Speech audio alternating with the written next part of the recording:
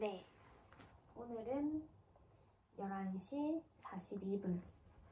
또 새로운 구도인데요. 오늘은 뭔가 딱 요 구도를 원했어요. 왜냐하면 새가 날아가는 게 잘 보이기 때문이죠. 그래서 오늘은 드디어 제가 좋아하는 방사성 시계 이용법을 들어갈 건데요. 좋아요. 이게 자연광이 너무 좋네요. 왜냐하면 저 책상에서 하면 되게 음지거든요. 그래서 사실은 모든 불빛을 등지고 공부를 해야 하는 안 좋은 위치예요. 이 전등에, 그러니까 천장에 달린 전등도 등을 지게 되고요. 그 다음에 저 자연광, 햇빛도 등을 지게 되고, 아무튼 간에 오직 저 노란 건 아니지만 어쨌든 저 약한 전등 하나에 의지해서 공부를 해야 하는데, 여기에서 딱 이렇게 읽으면 자연광이 자연스럽게 밝혀줘요. 그래서 저기보다 훨씬 밝고요. 기분도 좋아요. 창문을 마주보고 하니까요. 근데 뭐 이웃 주민이 건너편에서 저를 본다. 어쩔 수 없죠. 근데 이웃 주민은 창밖을 보는 걸 안 좋아해서 단 한 번도 커튼을 제낀 적이 없어요. 그래서 괜찮아. 아무튼 가봅시다. 방사성 시계 이용법. 제2차 세계대전 이후 절대연대 측정 분야에서 이루어진 가장 중요한 진전 중 많은 부분은 방사성 시계라 부를 만한 것을 이용한 결과인데, 이는 자연계에 널리 퍼져 있는 방사성 붕괴라는 규칙적 현상을 근거로 한다. 이 방법 중 가장 유명한 것이 방사성 탄소연대 측정법으로서 이는 오늘날 지난 5만여 년의 기간에 대한 주된 연대 측정 도구이다. 방사성 붕괴가요, 물리화학 쪽 친구들이 많이 알 것 같긴 한데, 저는 과학을 꿈꿨다가 문과로 전향을 한 케이스라 가지고 딥하게 물리화학을, 근데 화원이랑 물원은 다 떼긴 했거든요. 근데 그거를 이제 시험을 통해서 저는 더 공고히 다져진다고 생각해요. 모든 지식을. 그래서 저는 뭐 중간고사, 기말고사, 모든 각종 과제 시험 이런 거에서 오히려 장점이 있다고 보는 사람으로서 물원, 화원은 뗐지만 제가 그 이과생으로서 시험을 거치지 않았기 때문에 뭐 혼자서 책 떼면 그게 답니까? 시험을 통해서 내가 어디가 필요하고 어디가 부족했고 어디가 틀렸는지 아는 게 시험에 그 되게 좋은 이념 중 하나잖아요. 그걸 저는 못 거쳤기 때문에 방사성 붕괴나 이런 화학적인 원리가 나올 때마다 좀 아쉬운 감이 없지 않아 있어요. 아무튼 방사성 탄소연대 측정법. 방사성 탄소연대 측정법은 단일 방법으로는 고고학자에게 가장 유용한 연대 측정법이다. 근데 나중에 보듯이 이는 정확성과 적용 가능 시간대라는 두 가지 점에서 나름의 제약점을 가지고 있다. 고고학자 스스로도 서투른 표본 추출 조치라든지 부주의한 해석을 함으로써 오류의 주된 원인이 되기도 한다. 그럼에도 방사성 탄소연대 측정법은 사상 처음으로 고고학자들이 세계의 과거 문화들을 믿을만하게 편년하는 데 도움을 줌으로써 그간 우리의 과거 이해의 변혁을 물고 왔다. 일단은 방사성 탄소 붕괴의 원리를 봐야겠죠. 저처럼 이과를 못된 친구들을 위해서 볼게요. 탄소는 자연에 존재하는 다른 대부분의 원소와 마찬가지로 두 가지 이상의 동위 원소 형태로 존재한다. 오케이. 탄소는 3개의 동위 원소를 갖는데 12C, 13C, 14C 이렇게 읽는 게 맞나요? 틀렸을 수도 있겠지만 전 이렇게 부르도록 하겠습니다. 왜냐하면 방법을 모르니까요. 어쨌든 12C, 13C, 14C로 여기서 숫자는 각 동위 원소의 원자량을 나타낸다. 네, 요거는 다행히 제가 화원을 떼서 압니다. 어떤 탄소 표본이라도 그 원자들의 98.9%, 거의 100%네. 어쨌든 이거는 12C로 되어 있으며 이는 핵의 6개의 양성자와 6개의 중성자를 가지고 있다. 오케이. 1.1%는 그럼 나머지 1.1이네. 14C. 엄마야? 아니네. 눈이 안 보여. 13C로 핵의 6개의 양성자와 7개의 중성자를 가지고 있다. 그럼 아까 12C랑 다른 점은 지금 중성자 하나가 늘어났어요. 원자들 중 1조분의 1만이 14C로서 핵에 6개 양성자와 8개 중성자를 가지고 있다. 이 탄소 동위 원소는 우주선이 대기권 상층에서 질소 14N과 충돌해서 만들어지며 오케이. 충돌해서 만들어지며 잉여 중성자들을 가졌기 때문에 불안정하다. 오케이. 그러면은 6개 양성자와 6개 중성자를 가진 보통의 98.9%의 12C는 안정하지만 그 외에 잉여 중성자를 가지고 있어서 7개의 중성자 그리고 뭐 1조분의 1의 확률로 14C와 같은 녀석들은 되게 불안정한 형태인가 봐요. 그쵸? 이는 약한 베타선, 알파 베타 할 때 그 베타선을 방출하면서 자연 붕괴하여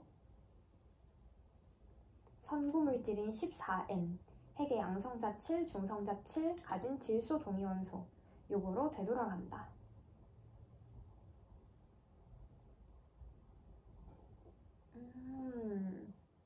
잠시만. 그러면 불안정하기 때문에 이 13C랑 14C가요 자연 붕괴를 해버려서 결국에는 14N 질소로 되돌아간대요. 탄소가. 신기하네. 그런데 이 과정은 다른 모든 유형의 방사성 붕괴 현상과 마찬가지로 어떤 환경 조건과도 무관하게 일정한 비율로 일어난다. 항상 방해금지 모드 하는 거를 까먹은 나. 굉장히 답답해. 왜 그거를 생각 못해? 다른 건 다 생각하면서. 괜찮아. 진정. 어떤 방사성 동위 원소의 원자들 중 반수가 붕괴하는 데 걸리는 시간을 반감기라 부른다. 반수가 뭐죠? 이거 화학하는 친구들 난 이걸 몰라. 어떤 방사성 동위 원소의 원자들 중 반수가 붕괴하는 데 걸리는 시간을 반감기라 부른다. 바꾸어 말하면 한 번의 반감기 후에는 원자들 중 오케이 반이 남게 된다는 것이며 오케이 두 번의 반감기 후에는 원래 동위 원소의 양 중에서 4분의 1이 남는 것이다. 이제 알겠다. 계속 반이 반감기 후에 이렇게 없어지나 봐. 14C의 경우 아까 그 1조분의 1의 확률로 있는 그 14C의 경우 이제 반감기가 5730년이라는 데 의견이 일치한다. 와 이렇게 정확하게 나타났어? 대박. 다른 원소들의 방사성 동위 원소들은 반감기가 수십억 년에서 1초에 수십 수백 분의 1에 이르기까지 다양하다. 그러나 붕괴 자체는 각각 일정한 유형으로 일어난다. 오케이. 반감기는 모든 원소들이 다 다르고요. 그 붕괴 자체도 각각 일정한 유형으로 일어나는 경향이 있나 봐. 오케이. 그러면 여기 지금 12C 원자, 그러니까 보통의 탄소 14C 원자, 그 다음에 좀 불안정한 탄소 그림을 보여주셨어요. 오케이, 중성자, 양성자. 이거는 뭐 안 보여드려도 될 정도로 너무나 그냥 간단한데 뭔가가 죄송스러우니까 여기에 이 동그라미 뭐 저기 뭐 지금 제 눈이 안 보여서 그런데 까만색이 뭐 양성자고 주황색이 중성자 뭐 이런 식으로 표현했는데 이건 그냥 별로 엄청 어려운 그림이 아니기 때문에 설명조차 할 필요가 없을 것 같습니다. 그 다음 그림이 하나 있어요. 이거는 중요해요. 자, 왼쪽 방사성 탄소는 잠시 스톱, 나의 옷을 정렬하고 갑니다. 자, 왼쪽 방사성 탄소는 대기 중에서 생성되어 대기에서 생성돼서 식물이 이산화탄소로 흡수를 해요. 식물은 왜냐하면 이산화탄소를 끌어 마시고 그 다음에 산소를 내뱉어 주잖아요. 그래서 그 이산화탄소를 식물이 흡수하며 동물은 식물을 먹거나 다른 동물을 먹어서 그 탄소를 흡수한다. 그렇겠죠. 식물이나 동물이 그 다음에 죽으면요. 이런 방사성 탄소의 흡입은 중지된다. 그렇겠죠. 죽었으니까. 그 다음 오른쪽 사진. 동식물이 죽은 뒤로 방사성 탄소의 양은 알려진 비율로 일어나는 아까 일정한 비율로 일어난다 했죠. 그래서 그 내가 얘기를 안 했나? 어쨌든 알려진 비율로 일어나는 방사성 붕괴로 줄어들어요. 그냥 쉽게 말해서 동식물이 죽으면 이때까지 이것도 먹고 저것도 먹고 해가지고 몸 안에 흡입된 그 탄소가 양이 줄어들어요. 죽으면. 왜? 방사성 붕괴가 일어난대. 그래서 표본 속에 남은 양을 재면 그 죽은 연대를 알 수 있다. 오케이. 그래서 뭐 내가 만약에 살아생전에 빨아당긴 탄소, 방사성 탄소의 양이 100개라고 칩시다. 근데 내가 죽었어요. 죽고 나서 50개가 남았어. 그러면은 이제 연구를 해서 이 녀석은 50개밖에 안 남았네? 그러면 적어도 얘가 죽었던 연대는 요게겠구나. 약간 이런 식으로 역으로 추정을 할 수 있다. 그 말인 것 같아요. 그쵸? 좋아, 좋아. 알겠어. 좋아, 좋아. 좋아, 좋아. 자, 그 다음. 방법 개발의 역사와 근거. 1949년 미국 화학자 월러드 리비는 최초의 방사성 탄소 측정 연대를 공표했다. 그는 제2차 세계대전 동안 우주 방사선, 즉 끊임없이 지구를 피폭하는 소립자들을 연구했다.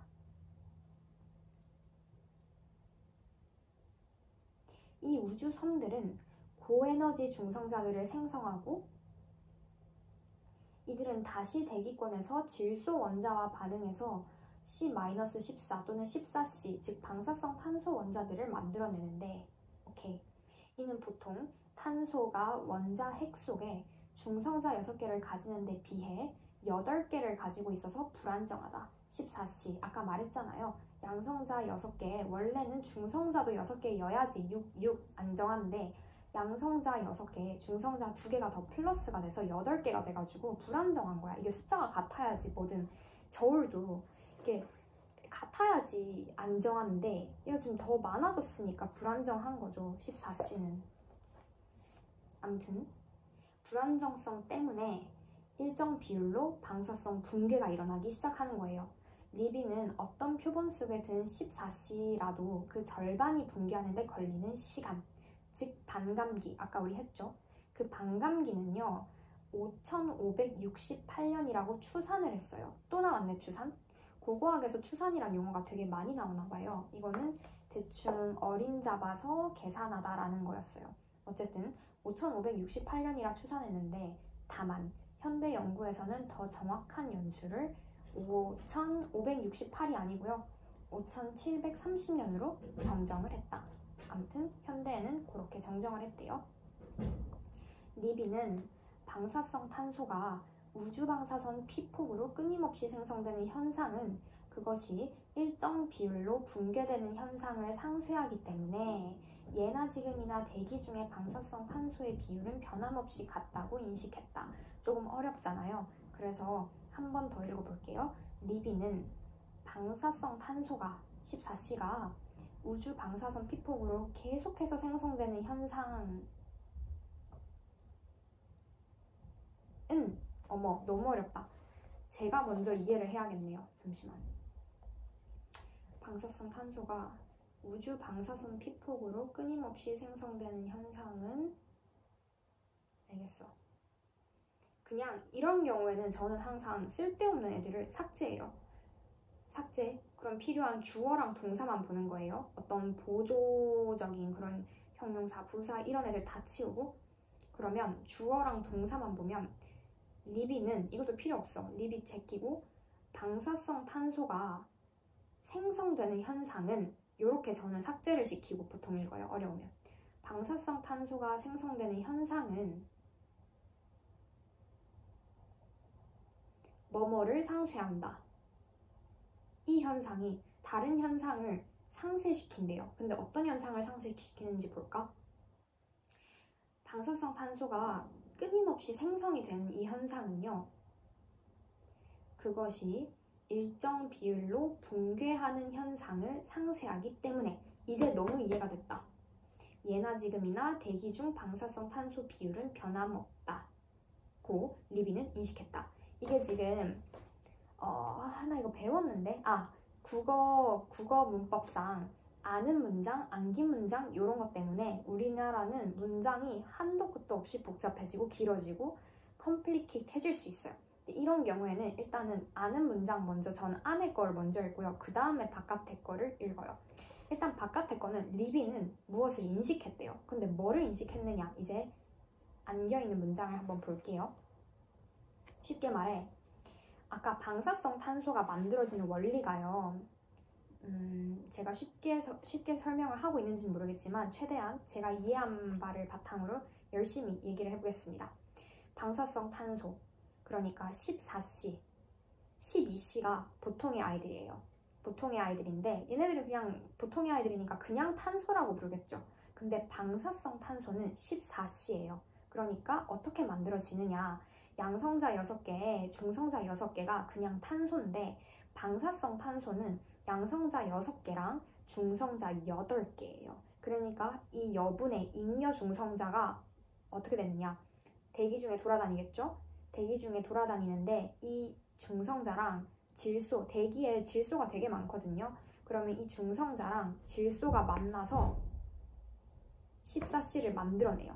그게 이제 방사성 탄소라는 건데 그게 대기 중에서 끊임없이 일어나고 있어요. 우리 눈엔 안 보이지만 끊임없이 이 방사성 탄소가 생성이 되고 있기 때문에 근데 아까도 말했다시피 이 방사성 탄소는 불안정해서 방사성 붕괴가 일어나가지고 끊임없이 또 붕괴가 돼요.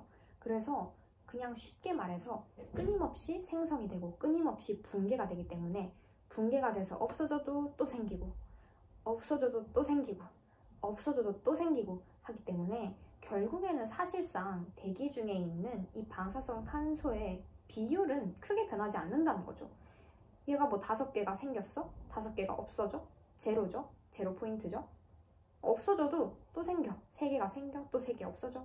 생기고 없어지고 생기고 없어지고 이게 계속 이 반복이 되니까 결국에는 비율이 뭐 크게 달라지진 않는다. 일정하다 라고 리비가 인식했다. 자, 굉장히 복잡한 문장이었는데 이렇게 저는 이해를 했습니다. 그 다음 더욱이 이처럼 대기 중에 일정한 농도로 존재하는 방사성 탄소는요. 탄소 순환이라는 현상의 한 부분으로서 이산화탄소를 통해 모든 생물체로 균질하게 퍼진다. 그쵸? 탄소 순환이 이산화탄소의 형태로 균질하게 모든 생물체한테 퍼진대요. 이게 아까 전에 우리가 말했던 그거잖아. 붕괴하고 만들어지고 붕괴하고 만들어지고 그리고 이게 식물은 먹어요. 이산화탄소를. 먹고 그리고 동물이 그 식물을 먹어요. 뭐 쉽게 말해서 우리 상추 먹잖아요. 나물 먹잖아요. 동물이 먹어요. 식물을. 그리고 또 다른 동물이 그 동물을 먹어요. 이런 식으로 먹고 먹히는 관계에서 이 이산화탄소의 형태로 탄소는 순환을 하게 됩니다. 균질하게. 암튼 식물은 광합성을 하는 동안 이산화탄소를 흡입하고 초식동물은 그 식물을 먹으며 다시 육식동물은 초식동물을 먹기 때문이다. 다만 어떤 식물이나 동물이 죽으면 14C의 흡입이 중단되겠죠. 그리고 그 일정한 농도는 방사성 붕괴 때문에 옅어진다고. 왜? 더 이상 흡입이 안 되니까 옅어지는 거예요. 아까 우리 대기 중에는 붕괴가 됐지만 새로 생성되는 게 있기 때문에 농도가 일정 비율로 유지가 됐지만 동물은 죽으면 끝이잖아. 죽으면 끝이니까 더 이상 흡입이 안 이루어지기 때문에 붕괴는 계속 일어나요. 죽고 나서 붕괴는 계속 일어나는데 흡입을 안 해주니까 점점점 이렇게 원만한 타원 형태로 반감이 되기 시작하는 거예요. 자, 그래서 근데 리비는 이 14C의 붕괴율, 즉 반감기를 알므로 어떤 표본 속에 남은 방사성 탄소의 양을 측정함으로써 그 동물이나 식물 조직이 죽은 때를 계산할 수 있음을 알아챈 거야. 측정 표본은 대개 고고학 유적에서 발견되는 유기 물질들인데 숯, 나무, 씨앗, 여타 식물 유체와 인간이나 동물의 뼈 등이다. 돌과 같은 무기 물질은 탄소 순환의 한 부분을 구성하지 않기 때문에 방사성 탄소연대 측정을 할 수 없다. 다시 방사성 탄소연대 측정법의 제약점이라고는 하고 싶지 않아요. 한 특징은 유기 물질에만 적용이 가능하다는 겁니다. 뭐 토기와 같은 무기물질에는 적용을 하지 못해요. 왜? 걔네들은 탄소순환, 탄소를 흡입하는 것도 없고 탄소순환이 지금 이루어지지 않는 아이들이기 때문에 유기물질에만 적용이 가능합니다. 방해금지. 우와, 진정해. 너무 한창 재밌는데 할 수 있어. 자, 리비의 실제 위협은 정확한 측정 장치를 고안한 데 있었다. 와, 이 사람 똑똑하네. 장치까지 고안을 했대요. 그는 각 14C 원자가 베타 입자를 방출하면서 붕괴하는 걸 발견했고, 쉽게 말해 그냥 탄소 붕괴가 일어나는 걸 발견을 했고요. 이 방출을 가이거 계수기를 이용해 측정을 하는데도 성공을 했어요. 발견까지 하고 측정도 해버렸네. 대단한 사람이었어요. 암튼 이것이 오늘날 많은 방사성 탄소 연구소에서 아직도 쓰는 재래식 측정 방법의 토대이다. 리비가 굉장히 선구자였네요. 아직도 쓴대요. 1970년대 말과 80년대 초에는 몇몇 연구소에서 아주 작은 표본이라도 계측을 할 수 있는 특수 가수계수기를 도입함으로써 재래식 측정 방법에 진전을 이뤄냈다. 오, 최근에 진전이 일어났나봐요. 볼까? 재래식 방법에서는 정제 작업을 한 뒤에 순수 목탄이 5g 정도 필요했대요. 이는 원표본이 나무 또는 목탄이라면 약 10에서 20g 정도, 뼈라면 100에서 20g이나 필요했다는 의미예요. 근데 이 특수 장비, 즉 가스 계수기를 도입함으로써 단지 수백 밀리그램의 목탄만 있으면 되게 진전이 이루어진 거죠. 그러니까 옛날처럼 단위가 달라졌잖아. 그램에서 밀리그램으로 바뀐 건 사실 엄청난 거거든요. 이제 조금만 필요하다는 거예요. 그러니까 진전이라고 볼 수 있겠죠. 아무튼 이제 몇몇 연구소는 이보다 훨씬 더 작은 표본만 있어도 되는 가속 질량 분석법 AMS를 사용하고 있다. AMS는 14C의 방사능과는 전혀 상관없이 그 원자를 직접 재요. 조금 다른 점이다. 야, 너무한 거 아니야? 진짜 뭔데? 핸드폰 어딨어? 핸드폰으로 지금 영상을 찍고 있구나. 괜찮아. 갖은 고난과 역경에도 읽을 수 있어. 인간은 할 수 있어. 가자. 자, 암튼 작은 표본만 있어도 되는 게 특수 가수 계수기 1970년대에서 80년대의 진전인데요. 최근에는 더 발전해서 AMS 가속 질량 분석법이 사용이 되고 있는데 얘는요. 작은 표본이 필요한 그 좋은 장점에 플러스 더 있어요. 이제는 방사능이랑 상관없이 원자를 직접 잰대. 직접 샌대요. 볼까? 최소 표본 크기는 이제는 5에서 10mg으로까지 작아졌고, 그래서 토리노수의 같은 귀중한 유기물질에서도 표본을 채취해 직접 연대 측정을 할 수 있게 되었으며, 화분 알갱이 하나라도 직접 연대 측정을 할 수 있는 가능성이 생겼다. 당초 AMS를 이용하여 잴 수 있는 방사성 탄소 연대 측정 시간대는 5만 년에서 8만 년 전까지 소급될 것으로 기대되었지만 실제 이를 달성하기는 어렵다는 사실이 밝혀졌는데 왜? 표본 오염이 그 이유 중 한 가지다. 역시 세상에는 완벽은 없습니다. 얘도 리밋이 있네요. 한계가 있네요. 바로 표본 오염이에요. AMS의 한계는 표본 오염입니다. 그러면 이제 그거를 가도록 할게요. 방사성 탄소 연대는 대개 BP, before the present, 지금부터 몇 년 전, 암튼 지금의 기준 연도는 1950년이 지금이래요. 이런 BP로 매겨지는데 어떤 표본의 14C 활량을 정확히 계측하는 데는 계측 오차, 배경 우주 방사선, 여타 내재적 요인들 이런 것들이 영향을 끼칠 수밖에 없겠죠. 그래서 언제나 불확실성, 불확정성의 요소가 수반된다. 이렇게 정확히 계측을 못해. 왜냐하면 영향을 끼치는 애들이 너무 많거든. 그래서 모든 방사성 탄소 측정 연대에는 플러스 마이너스, 뿔마, 얼마로 표시되는 확률적인 오차, 즉 표준 편차가 항상 옆에 같이 붙여져요. 그리하여 어떤 방사성 탄소 연대가 3700 뿔마 100 bp 이렇게 적혀 있다면 이는 정확한 방사성 탄소 연대 누구야? 가만 안 둬. 나중에 확인하면 가만 안 둬 진짜. 가만 안 둬. 진짜 하나요? 가만 안 둘 거야. 진짜 가만 안 둘 거야. 뭘 가만 안 둬? 네가 안 했잖아. 네가 방해금지보도 안 해놓고 뭘 다른 사람한테. 자, 진정. 이제 얼마 안 남았기 때문에 제가 더 이렇게 화가 나는 것 같아요. 재밌단 말이야, 나는. 자, 암튼 3700불마 100bp로 매겨져 있다면 이는 정확한 방사성 탄소연대 추산치가요.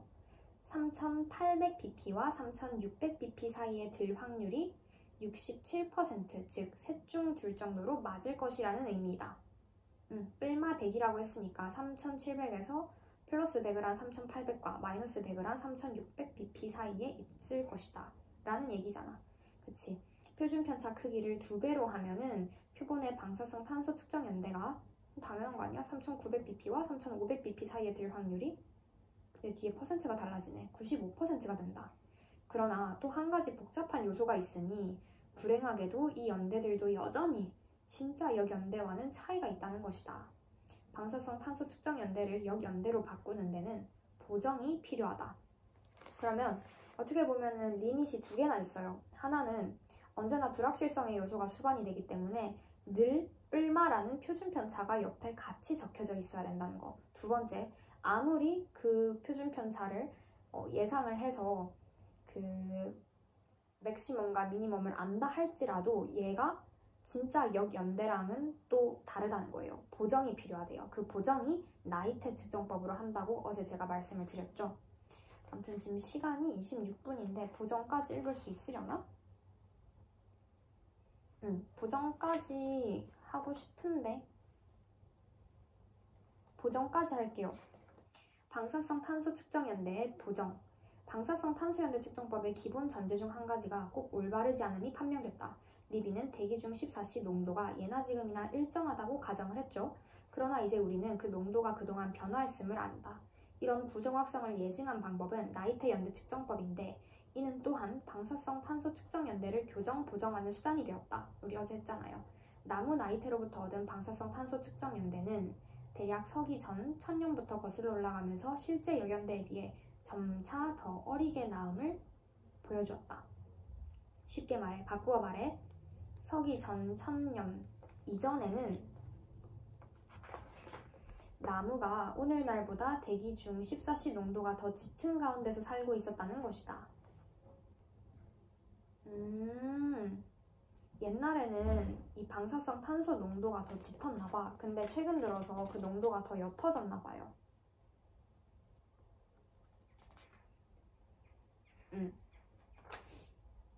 과학자들은 거꾸로기 소나무와 오크나무의 장기 표준 계기 순서들로부터 체계적으로 방사성 탄소 측정 연대를 얻어 나이테 측정 연대와 대조하는 도표를 만들었대요. 예컨대 위에서 보는 보정 곡선을 작성할 수 있었다. 오케이. 방사성 탄소 측정 연대는 아주 개략적으로 말해 서기 전 1000년부터 거슬러 올라가면서 실제 연대로부터 점차 멀어져 역연대로 서기 전 5000년 근처가 되면 방사성 탄소 측정 연대가 실제 연대보다 900년 어린 것으로 나온다.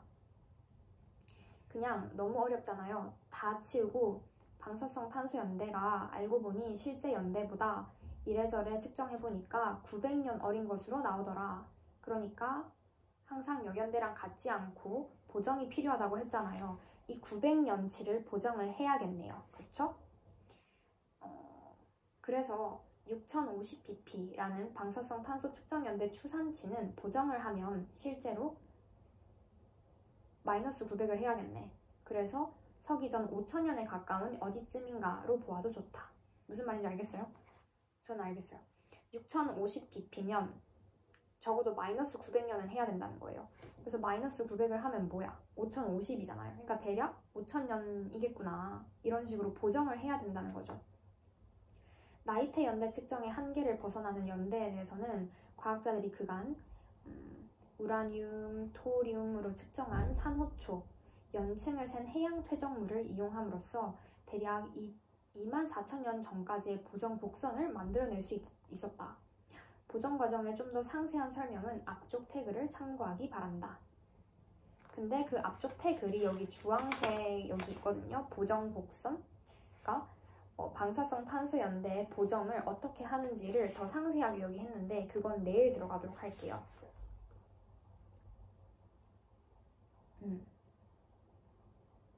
오케이. 그래서 위에 요게 이제 보정 곡선인가 봐요. 아일랜드 오크나무에 입각한 스티브와 피어슨의 방사성 탄소 측정 연대 보정 시간 척도. 직선은 방사성 탄소 측정 연대와 역연대의 이상적 1대1 대응 시간 척도를 나타낸다. 자, 보여드릴게요. 이거 보여드리고 끝낼게요. 오늘 모르는 단어도 없었으니까 아마. 자, 여기 이렇게 그래프가 보이죠? 여기에 일직선 깔끔한 직선이요, 역연대랑 방사성 탄소 측정 연대의 이상적인 1대1 비율, 이렇게 되면 얼마나 좋습니까? 근데 현실은 저 꼬불꼬불한 밑으로 살짝 더 내려가 있는 저 그래프가 실제라는 거죠. 그래서 이상적인 이 1대1 직선과 밑에 실제랑 차이가 나잖아요. 이 차이를 보정을 해야 된다는 거죠. 그 보정은 나이테 연대 측정법을 이용을 해서 한답니다. 근데 그 보정이 약 900년을 빼면은 된대요. 아무튼 아이고 허리야. 아휴. 좋아요. 갖은 고난을 다 뚫고 드디어 마무리를 했군요. 오늘도 장하다 장해. 장하다 장해. 자, 뭐 빼먹은 거 없는지 확인하면서 끝내도록 할게요. 너무 재밌었어요. 저는 이걸 너무 좋아하거든요. 제가 이상하게 문과인데 과학을 너무 좋아해요. 너무너무너무 좋아해요. 그래서 제가 고고학 보존을 하러 왔지 않습니까? 아무튼 오늘 너무 재밌었어요. 안녕. 아, 그리고 장요근 운동이라고 이렇게 오랫동안 앉아있거나 뭔가 이렇게 밥 먹고 난 후에 뭔가 앉아서 뭔가 작업을 해야 하시는 분들 같은 경우에는 장요근 운동을 하면 굉장히 다리가 덜 붓고 혈액순환에 좋대요. 그게 어떻게 아냐? 장요근이 뭔진 정확히 저도 몰라요. 저는 뭐 의사가 아니고 뭐 요 뒤에 있는 근육이래요. 그래서 이걸 어떻게 하냐? 발꿈치를 이렇게 들었다가 내렸다가 들었다가 내렸다가. 정말 간단하죠? 근데 이렇게 하면 그렇게 좋다네요. 그래서 밥 먹고 작업을 하면서 이렇게 그냥 무의식적으로 이렇게 하려고 한번 해보세요. 시원하다고 하던데요. 그리고 저도 실제로 많이 이용을 하는 방법입니다. 효과가 있는지 없는지는 잘 모르겠지만 일단 누군가 입증해 놓은 그 운동법을 내가 하고 있다고 정신적으로 이미 승리했잖아요. 뭔가 내가 건강에 좋은 짓을 하고 있구나. 장요근 운동 저 이거 열심히 하고 있어요. 아무튼 빠이. 슬리퍼 귀엽거든요.